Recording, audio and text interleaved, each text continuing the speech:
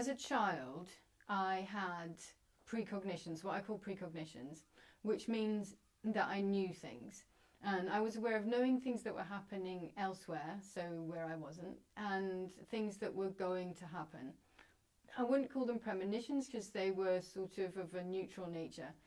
And this sense of precognitions really led me on a path to understand. And along that path, I discovered Reiki. It was someone that I met at a festival of healing who suggested that I do a course in Reiki, and I happened to have seen the word Reiki sort of dotted around the place just recently to that. And you know, as that goes, then it was highlighted in my mind, and I just jumped on it, said yes, and I then trained in Reiki. And it was after having actually become a master in Reiki, I joined a Reiki circle, and it was through the Reiki circle that I met someone who also had discovered animal communication through her teacher, James French, and she suggested that I find out a bit more about that. So that's how I got into animal communication. Well, what does it mean to do an animal communication? So it means coming into a space where I'm grounded and present, and I focus on an animal that's been brought to my attention.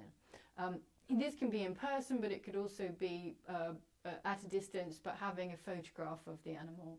And I will really then, focusing on them, be open to picking up, and it can be picking up images, sensations, but essentially it's a communication through feeling. And then I will translate and interpret those feelings and bring them to light with the human, and then we can start a three-way dialogue. Yeah. Okay. And how do you think it helps it helps the animal you are like treating? You're performing your Reiki on. How do you think it helps them? Okay, so actually there are two separate things. So one is the animal communication, and then there's the Reiki. So the Reiki is wonderful in that it's super simple, and it is something that you can give to anyone and everything. So you can give Reiki to people, but also to animals, also to plants and the environment.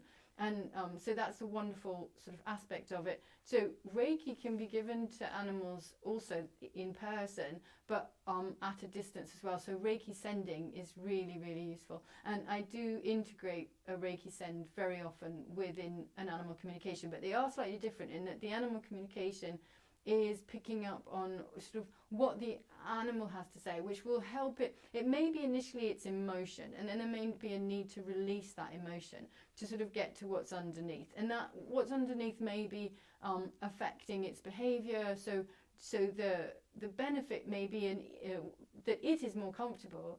It may be actually being able to communicate to the owner or to the carer what would help to make it more comfortable, what would make its life better. So it's always really important at the start of an animal communication to introduce, I introduce myself to the animal and sort of say, this is sort of been brought about by your carer, and it is to make your life better and to make your relationship with your carer better, your human better. Yes, and then it sort of goes from there. So it's really a communication in the sense that they get a chance to reveal, to quite where they're at. And again, it can be pain, it can be discomfort, it can be irritation, it can be just, it might be sorrow at the loss of another animal within the family. It can be so many different things, but there's a chance for them to express that. And then the Reiki is about healing. So it's about healing that situation. Yeah. And Reiki is all about bringing things back into balance. And when things are in balance, just basically you have healing. So. Okay, so you perceive animals as a psychological being? Yes.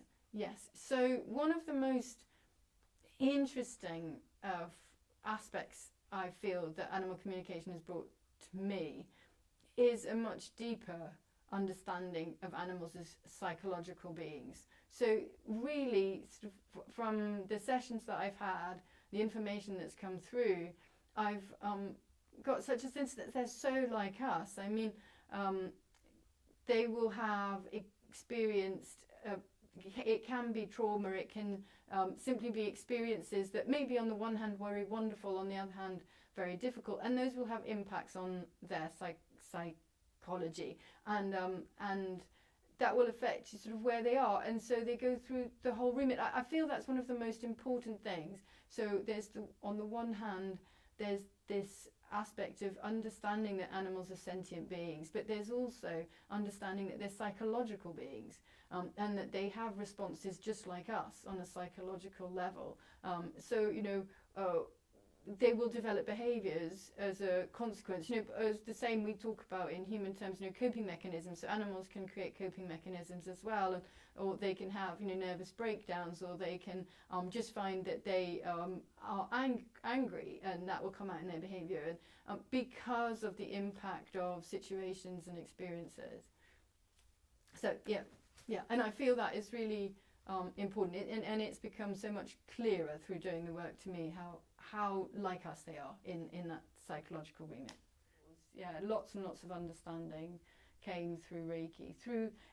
It's one of those things, it's not just through learning the practice of Reiki, but being in the energy of Reiki, and then also meeting people on the Reiki journey, whose journey will be different. Everyone's journey with it is different, but still talking about certain things, there was scope for quite a lot to come into that space and that learning space to do with spiritual aspects of life and experiences.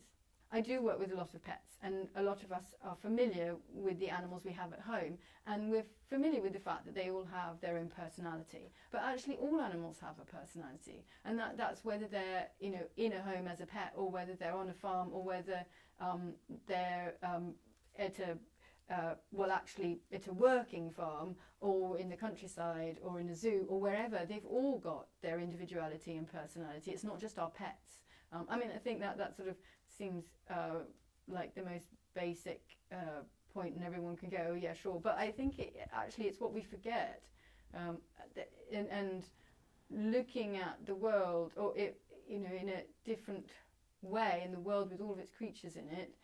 One of the fundamental things is to actually see all animals as the same as our pets. If we treat our pets in one way, why don't we? And not just, I don't mean just in terms of the comfort we give them, but from the regard we give them, from the way we see them as individuals with an individual personality, and as sentient psychological beings. Actually, that applies to all creatures, so all the animals of the planet. Right. No, that's true actually. So, how do you prepare yourself for a session? Like, suppose if you have a client coming, how do you prepare yourself for the whole process here? So, how I prepare myself for a session is I will always take a bit of time before I begin to get myself present. So I put my feet on the floor, and feeling my feet on the floor is the first thing I do. So I sit down, I put my feet down on the floor, and that starts the grounding process, and it helps me let go of anything else. So anything to do with myself, anything to do with the day, etc. So that I come into the space and become present. So so I will sit down, put my feet on the floor, and then I do a little practice where I sort of I close my eyes, and I run through a little sort of saying where I connect to the earth and I connect to the heavens, and I ask that I come into balance between the heavens and the earth. And then I will do another little ritual inside, which sort of is just to again become more present, to become very clear, because I want a clear communication. So I connect with the light, and then I will have had an initial communication with the human, and then I will, aside from them, I will go into first connection, and that first connection is really important, because it's through doing that I can be sure that I am the right person to work with that animal, and that I have the right animal. So I'll do a first connection, and I'll pick up on sort of aspects of personality, character, physical. It can be likes, dislikes, and also something that perhaps only they and their owner know about, something that really is a connector. And then I will go back to the human, and I'll run through all of that and just make sure that they can go, yes, that's absolutely, my Molly or my Benji, and yep, you've got them bang on, and then we can move forward and have the three-way communication from then on. So there was a cat, wasn't mine, was a neighbour's cat, but I was living in the top of a house, and the cat belonged to the people who lived in the rest of the house. And it used to come up every night and sleep on my bed, and I'd leave the door ajar, so it was the actual door to the whole flat, but I'd leave it ajar so she could come in. She was called Micah, and she'd come in and she'd sleep on my bed every night, and I would just stroke her before going to sleep, and then obviously I had to stop at some point, and I put my hand down, and every night she put her paw over my hand, and that's how I fell asleep. And then I was always amazed because she was there in the morning when I woke up. She was special to me, and there's that aspect I did want to speak about, which is of connection, really, and how we can connect with certain animals just in that way that we can feel a special connection with a human being. We can get that as well. We don't necessarily know why, but there's just something there, and we just connect in a special way with an animal. I also did want to mention the feeling of having guidance from the animals. So I very much feel that I have had guidance from animals, that at certain times it's been with animal help. It's a bit like telepathy, like a sort of responding to a telephone call. I mean, it is a little bit like that, and it's a sort of direction. So they've helped direct my course at times, and yeah, I do. I do feel that. So that sense that we have guides, and animals are part of our guides. Certainly for me, and even if it's not like one. Sometimes we might sense a particular guide, but other times it can be. I definitely feel that animals have played a part in my life. It's like the spirit of animals, or a sort of on a larger grouping, that they've played a part in directing some of this journey, this spiritual, psychic, intuitive journey. And one thing that I really sort of piqued my attention and curiosity, and also through which I saw there is so much to learn. I was working with these monkeys, and some of the monkeys were in one pen, if you want, and others in a different pen, and they made it very clear to me that they communicated, although they couldn't actually reach each other physically, but across sort of this zoo, they communicated with each other, and just that sense of communication. I really love that sense that animals communicate with each other.